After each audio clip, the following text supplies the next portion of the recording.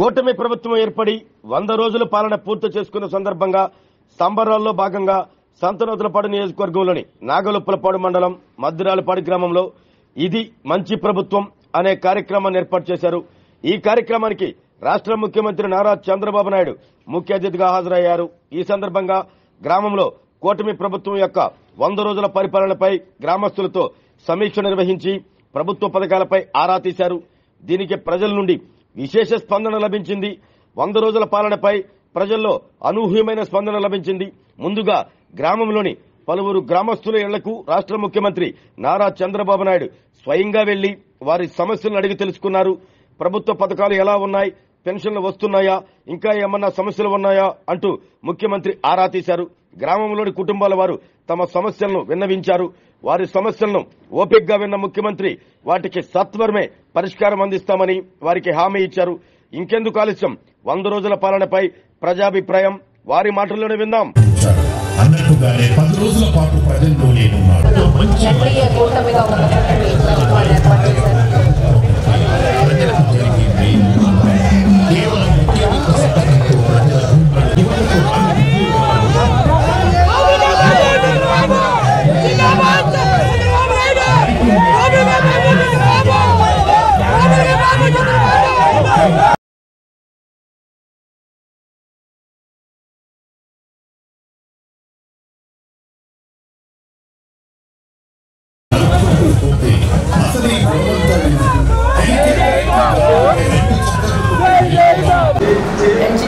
ఇస్తున్నాడు, అడిగాడు, ఇస్తున్నాడని చెప్పాను.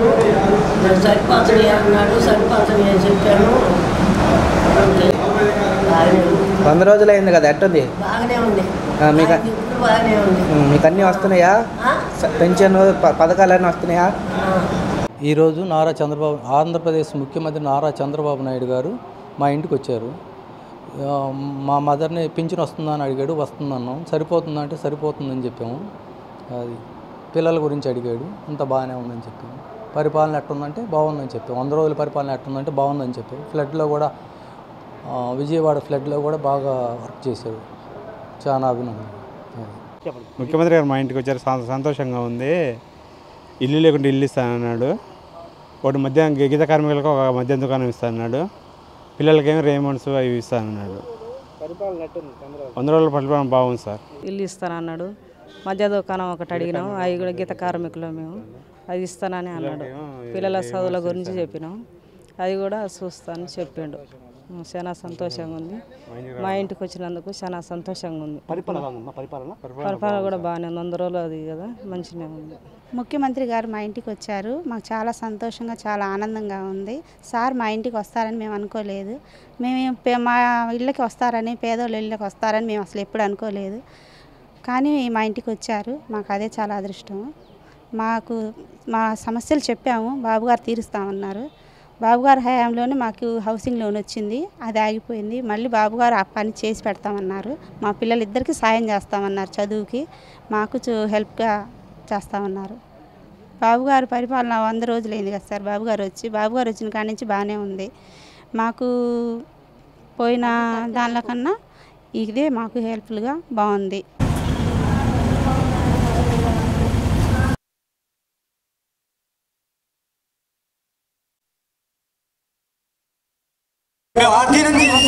తప్పదని మీ అందరికీ సమానంగా తెలియజేస్తున్నాను. మా ముఖ్యమంత్రి గారి ప్రభుత్వంలో ఇలాగే ప్రతి ఒక్క సమస్య కూడా వెంటనే పరిష్కరించి ప్రతి ఒక్క గ్రామాన్ని సస్యశ్యామలం చేస్తారని తెలియజేసుకున్నాను. సార్ తోటి నాకు ఒక జరిగిన అనుభవం మీ ముందు చెప్పదలుచుకున్నాను. సార్ ప్రతిపక్ష నేతగా ఉన్నప్పుడు బెల్లంకొండ సత్తెనపల్లి కాడ ఒక అబ్బాయిని మీకోసం కార్యక్రమంలో వస్తుంటే అక్కడ మీరు మా ద్వారా మాట్లాడించారు మైక్ ఇచ్చి. సార్, ఒక అబ్బాయి చనిపోతుంటే తల్లి బాధపడి భుజాల మీద ఎక్కించుకుని వస్తే అప్పుడు స్పాట్లో 20,000 క్యాష్ ఇచ్చి ఆ అబ్బాయికి హైదరాబాద్ ఎన్టీఆర్ భవన్కి పంపించి అన్ని ట్రీట్మెంట్ ఇప్పించి పంపించిన ఘనత నారా చంద్రబాబు నాయుడు గారి మనసును. గత ప్రభుత్వ హయాంలో మెగా డిఎస్సి అని చెప్పేసి 4 సంవత్సరాల పరిపాలన జరిగిపోయింది. ఇంకా 6 నెలల్లో ఎలక్షన్స్ ఉంటున్నాయి అనగా టెట్ డిఎస్సి 2 ఒకేసారి నోటిఫికేషన్స్ వేశారు. టెట్ ఎగ్జామ్ అప్లై చేసాము, రాసాము, క్వాలిఫై అయ్యాము. కానీ దాన్ని డిస్క్వాలిఫై చేసేసారు. అది దగా డిఎస్సిగా మిగిలిపోయిందే కానీ మెగా డిఎస్సిగా మిగిలిపోలేదు. ఆ దగా ప్రభుత్వం మమ్మల్ని దగా చేసేసింది. రోజుల పరిపాలన బాగుంది. పెన్షన్లు ఇచ్చాడు, ఇళ్ళు శాంక్షన్ చేస్తున్నాడు. అన్ని పరిపాలన అంతా బాగానే ఉంది, అంతా బ్రహ్మాండంగా ఉంది. ఇప్పటి వరకు చంద్రబాబు నాయుడు నాయకత్వం బ్రహ్మాండంగా ఉంది. 100 రోజుల నుంచి ఇక ముందు ఇంకా బాగుంటుంది. అంటే ఖమ్మంగా పెన్షన్ డబ్బులు ఇస్తున్నాడు, ఖమ్మంగా మళ్ళీ భోజనం పెడుతున్నాడు, మళ్ళీ ఇంకే పని అభివృద్ధి చేస్తున్నాడు.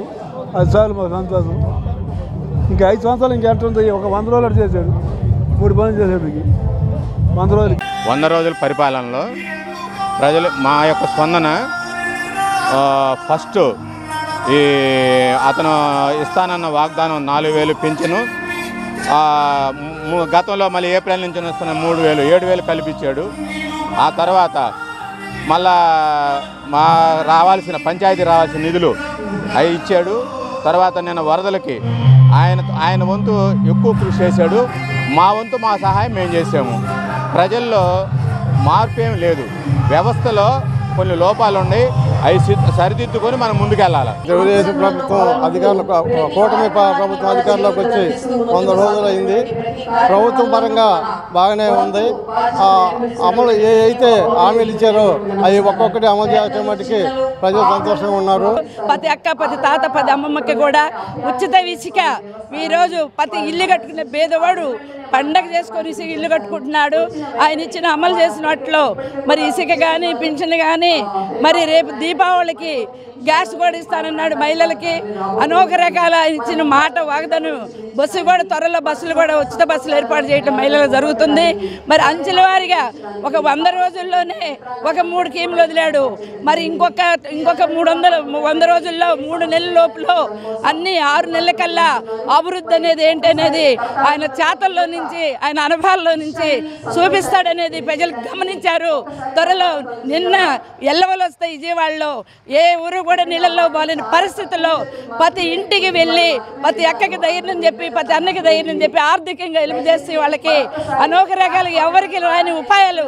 మరి మోటార్ సైకిల్ బాగు చేసుకునే వాళ్ళకి మోటార్ సైకిల్కి, గ్యాస్ పొయ్యి బాగు చేయాలి గ్యాస్ పొయ్యిలకి అనేక నెంబర్లు ఇచ్చి వాళ్ళు ఉచిత బస్సు పెట్టి బోరు కొట్టుకుని టౌన్లో పంపించి అన్ని అభివృద్ధి ఏ తల్లి, ఏ అన్నదమ్ముడు, ఏ ఊరు కూడా చేయలేని పరిపాలన అందించాడు. కాబట్టి ఇంకా 3 నెలల్లో పూర్తి పరిపాలన ఇస్తాడని ఆయన మనస్ఫూర్తిగా నేను ప్రకాశం జిల్లా తరపున నేను ధన్యవాదాలు తెలుపుకుంటున్నాను. నా పేరు మారెళ్ళ శ్రీనివాసరావు అండి. ఇందు మూలంగా తెలియజేయడం అంటే మన చంద్రబాబు నాయుడు గారు ఎందుకు ఆంధ్రప్రదేశ్కి అవసరమో మనకి 100 రోజుల్లోనే అర్థమయ్యేలా చేశారండి. మనకు ప్రధాన ఉదాహరణ ఏంటంటే ఈరోజు విజయవాడలో జరిగిన వరదలే మనకి ఉదాహరణ అండి. 75 సంవత్సరాల వయసులో కూడా కుర్రవాడిలాగా ఎలా ఆయన వర్క్ చేశాడు. రైత్రి పవలు లేకుండా కలెక్టరేట్లో నిద్రించి మన ప్రజల అవసరాలకు అనుగుణంగా వాళ్ళకి సహాయ సహకారాలు అందించి ఒక వారం లోపే ఆ విజయవాడని అంత పెద్ద వరదల్లో కూడా కోలుకునేటట్టు చాలా త్రికరణ శుద్ధిగా చేశాయండి. తర్వాత మన వరద సహాయం కూడా చూడండి ఎంతో అద్భుతంగా ఈ 40 సంవత్సరాల్లో కనీవిని ఎరుగని రీతిలో ఈ మన వరద సహాయం కూడా అందించేయండి. ఇదే అండి మనకి కావాల్సింది. ఇలాంటి నాయకుడే మనకు కావాలి.